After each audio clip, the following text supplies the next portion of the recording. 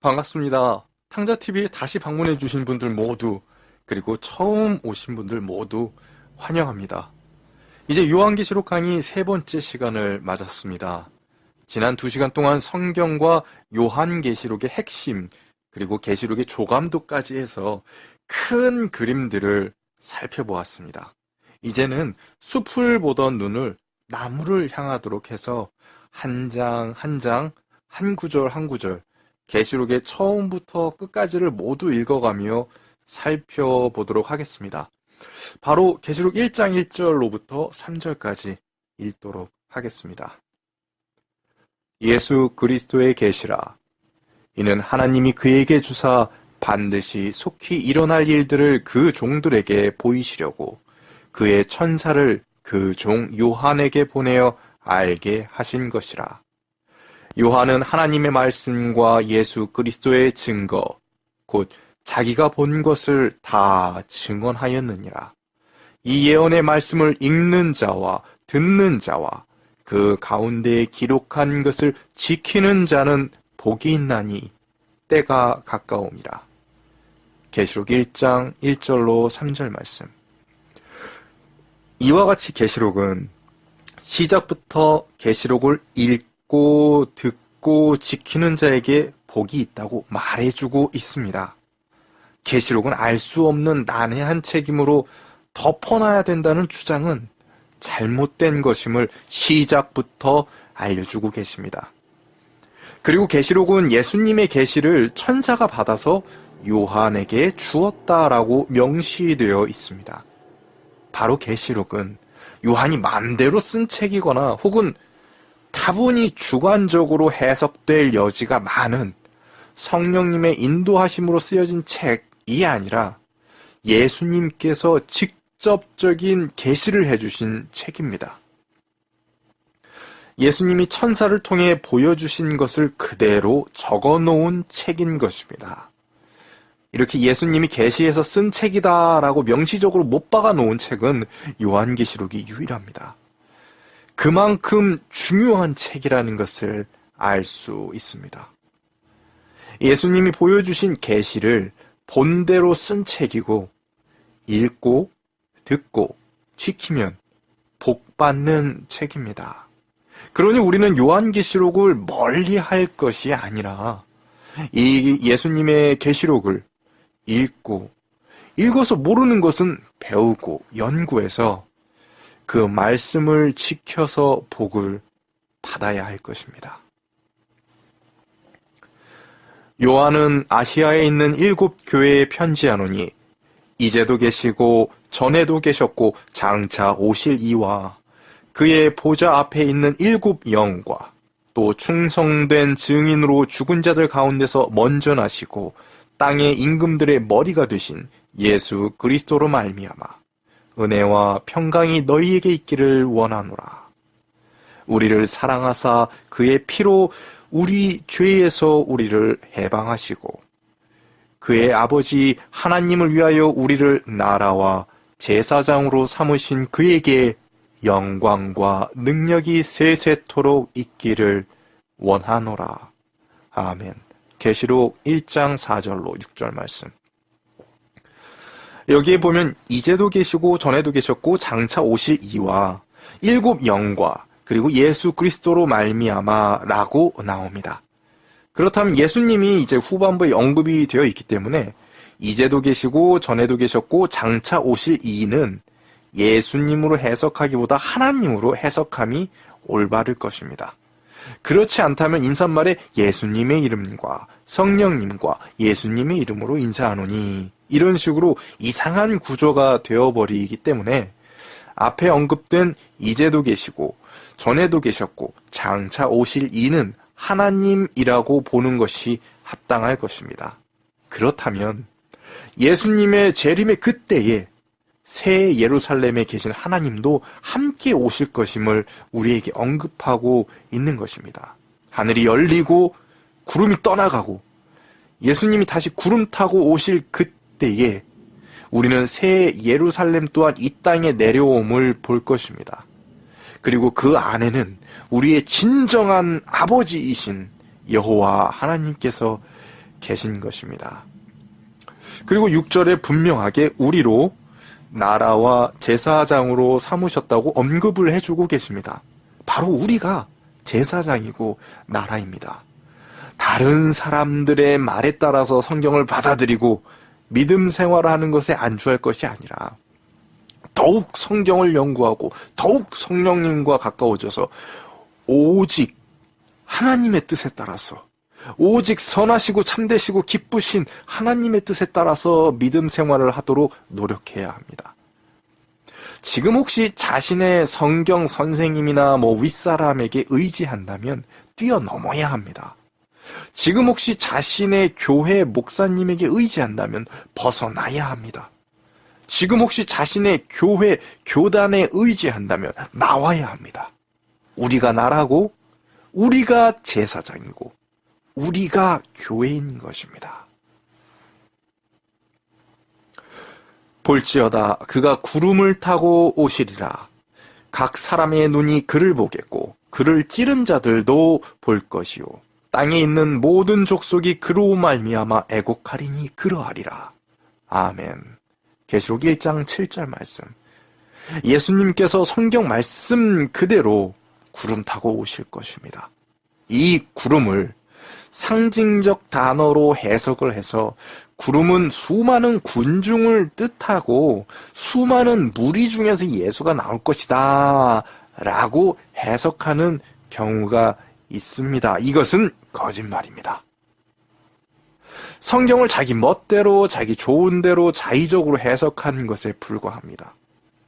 성경은 성경으로 해석되어져야 하고 그 의미가 성경 전체의 흐름에서 벗어나지 말아야 합니다.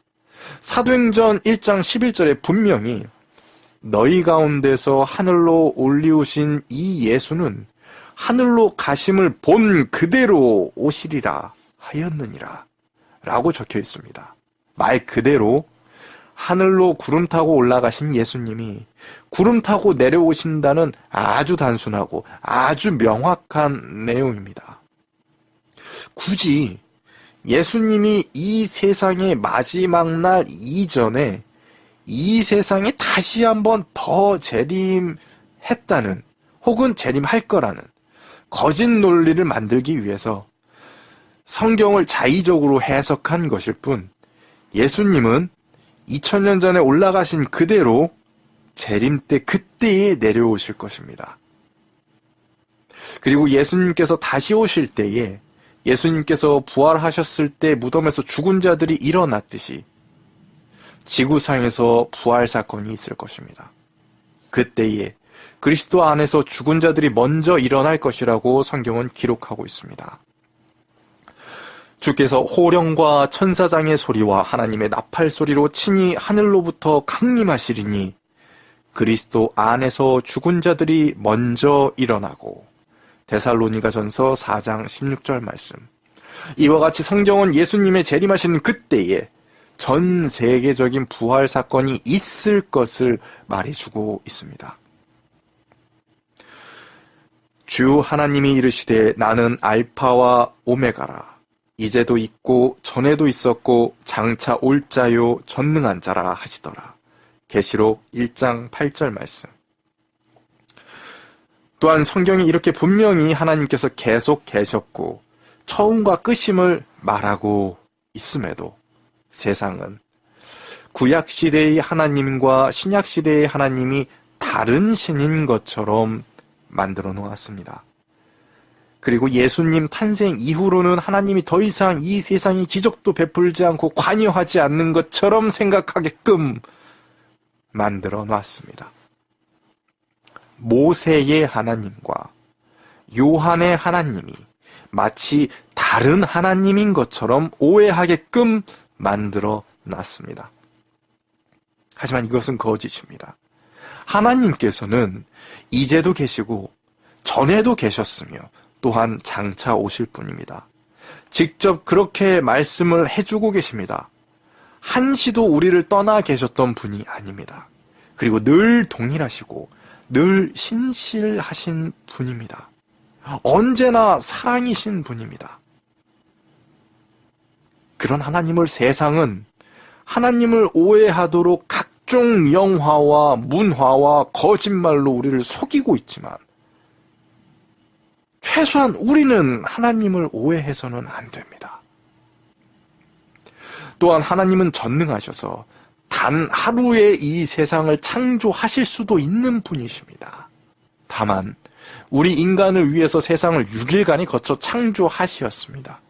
그런데 이 세상은 하나님에게 지구를 만드는데 45억 년이라는 시간이 필요한 것처럼 거짓말을 하고, 이 세상은 우주를 만드는데 아무리 신이라 할지라도 130억 년은 있어야 하는 것처럼 만들어 놨습니다.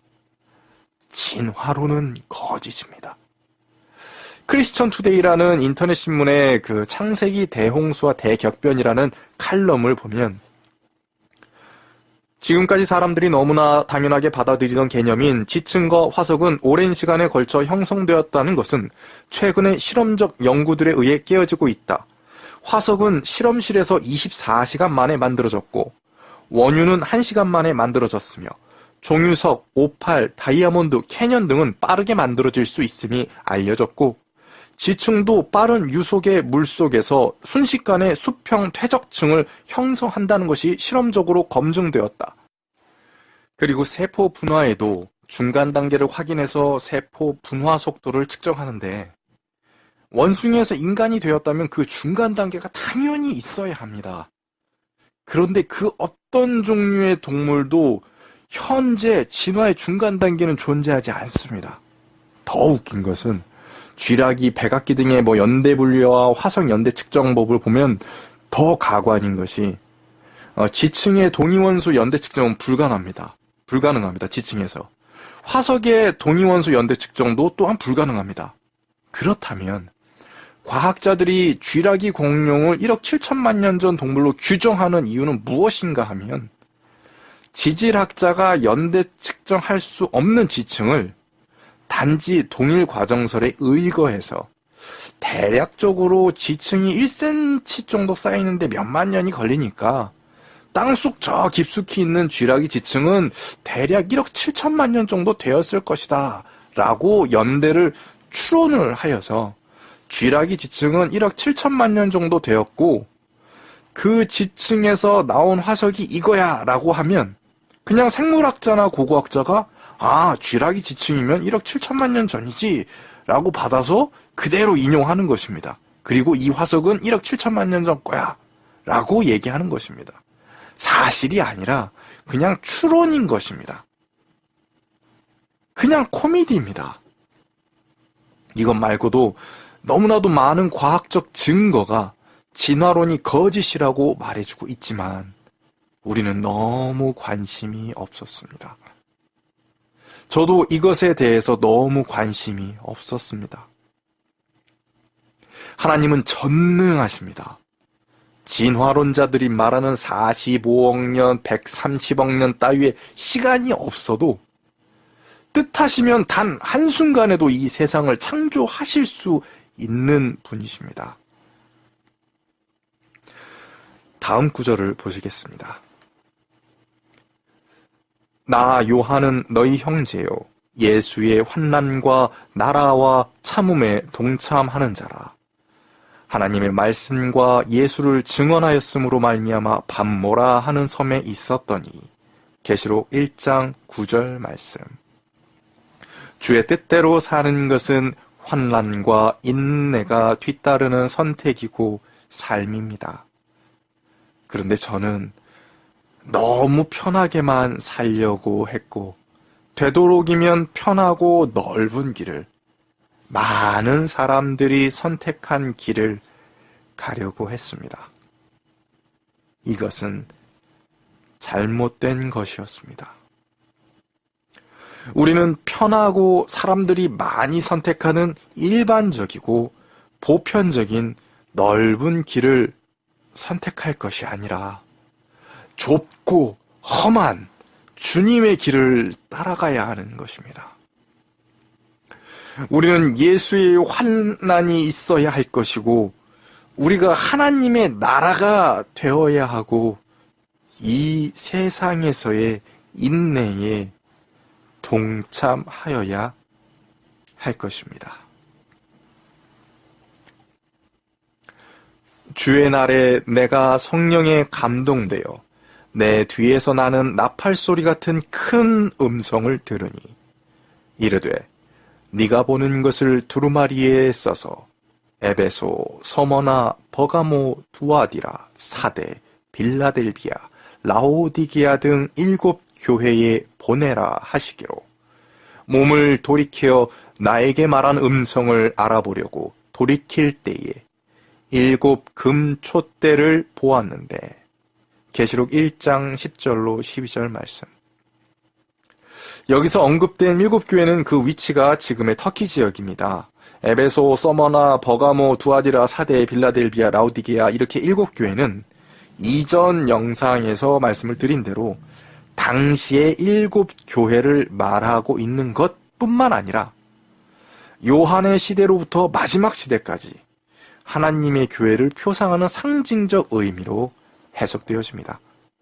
또한 사도 요한은 나팔 소리를 듣고서는 그가 바라보고 있던 방향에서 시선을 돌이켜서 예수님의 계시를 향했습니다. 우리도 나팔 소리를 듣는다면 세상을 향하던 시선을 돌이켜서 하늘로 향해야 할 것입니다. 그 나팔 소리는 사람마다 다를 것입니다. 어떤 이는 마치 저의 경험처럼 요즘 실제 하늘에서 울리고 있는 기이한 나팔 소리나 각종 기이한 현상들 혹은 재난들에 반응할 수도 있고, 또 어떤 이는 설교나 아니면 강의 같은 것이 나팔 소리로 들릴 수도 있을 것이며, 또 어떤 이는 예언 해석이나 창조과학과 같은 진화론의 거짓을, 세상의 거짓을 밝혀주는 이성적인 활동들이 나팔 소리로 작용할 수도 있을 것입니다. 이스라엘에서 나팔 소리는 떼끼야, 쉐바림, 트루아, 떼끼야, 그돌라로 이제 분류가 되어지는데, 그 뜻만을 보자면 예배를 준비하라 혹은 성회로 모이라 와 회개하라 라는 뜻과 승리하였다 혹은 하나님께서 이기셨다, 그리고 왕이 오신다 혹은 메시아가 오신다 라는 뜻으로 해석되어질 수 있습니다.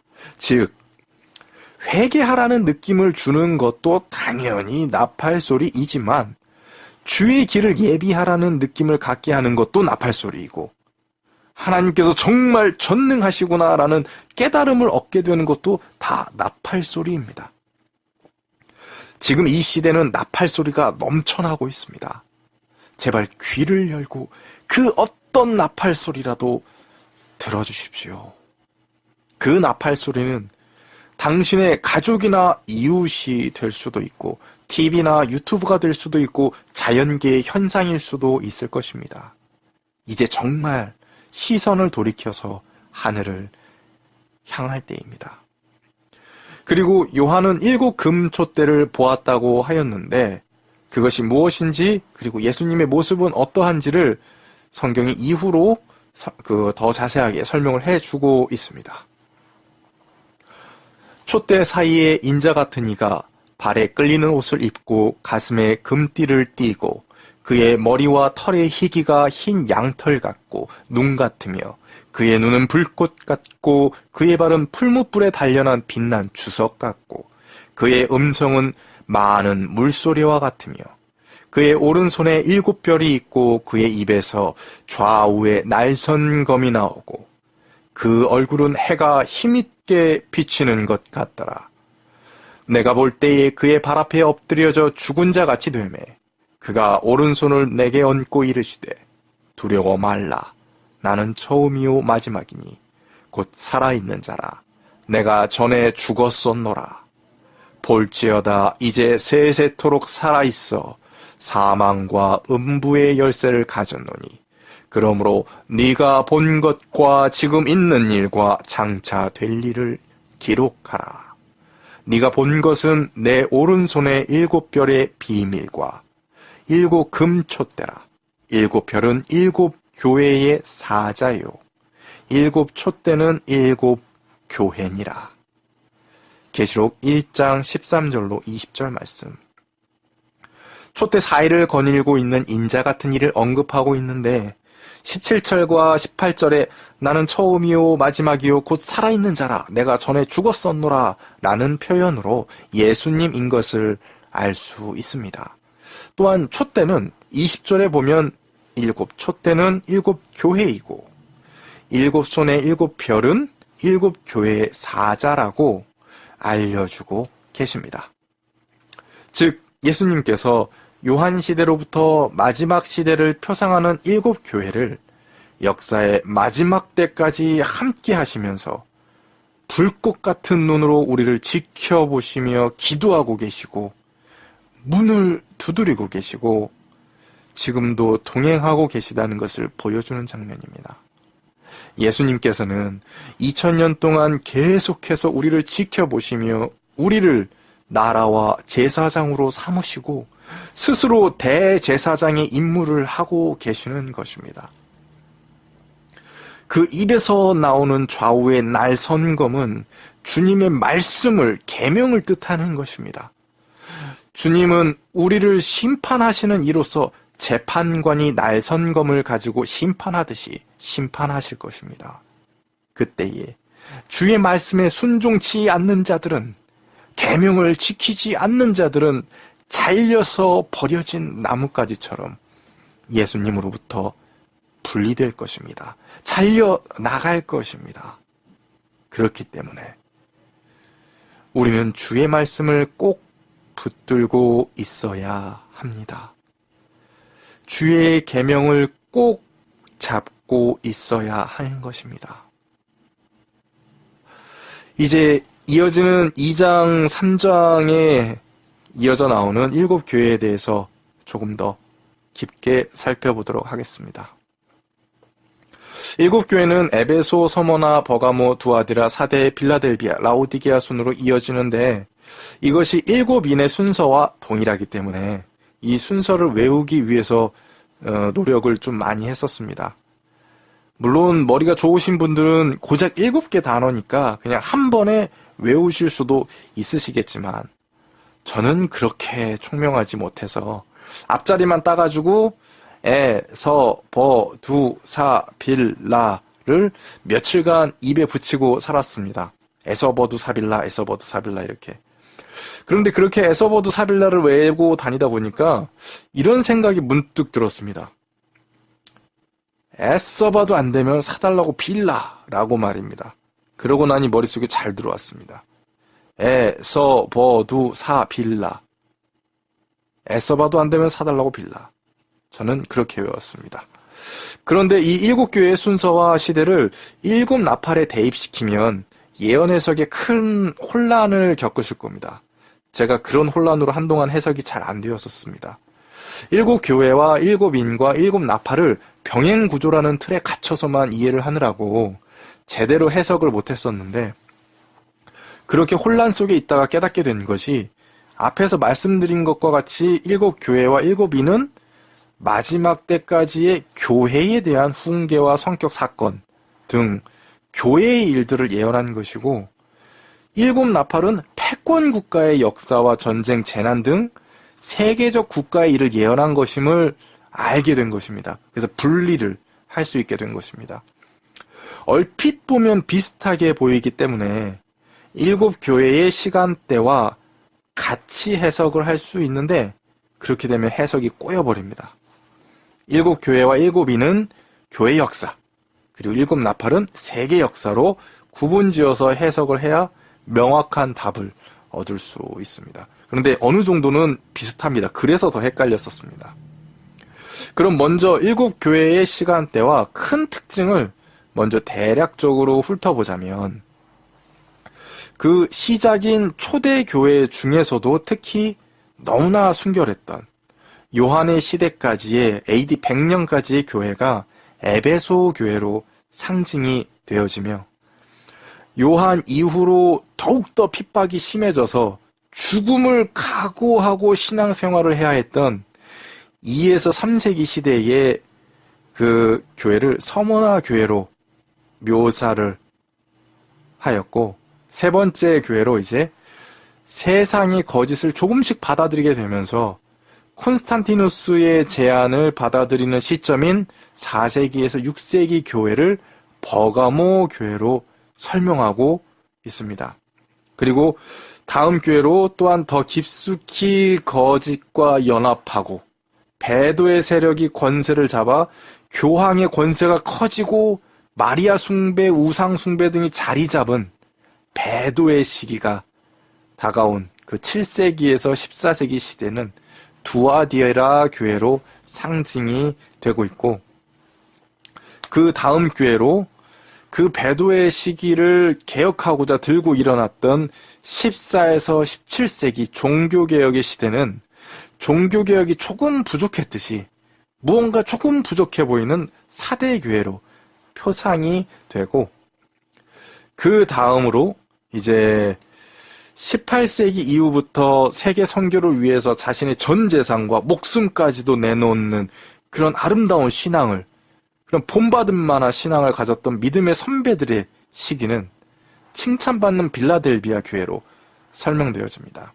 그리고 마지막 교회로 이제 지금 우리의 시대는 아무런 칭찬도 없는 라오디게아 교회의 모습으로 경고를 주고 있는 것입니다. 예수님께서는 이 교회에게 이렇게 말씀하십니다. 내가 네 행위를 아노니 네가 차지도 아니하고 뜨겁지도 아니하도다. 네가 차든지 뜨겁든지 하기를 원하노라. 네가 이같이 미지근하여 뜨겁지도 아니하고 차갑지도 아니하니 내 입에서 너를 토하여 버리리라. 계시록 3장 15절로 16절 말씀. 우리는 차든지 뜨겁든지 뭐라도 해야 합니다. 그렇지 않으면 우리는 예수님에게서 버림을 받는다고 성경은 경고하고 있습니다. 다음 장인 2장까지도 원래는 한꺼번에 다루고자 하였었지만 그 분량이 적지 않아서 다음 시간에 7교회에 대한 더 자세한 해석을 시작하도록 하겠습니다. 여러분, 예수님 꼭 오십니다. 이제 정말 오실 날이 멀지 않았습니다. 다음에 다시 뵙는 시간까지 성령님과 함께하는 승리의 하루하루가 되시길 기도드립니다. 다음 시간에 뵙겠습니다.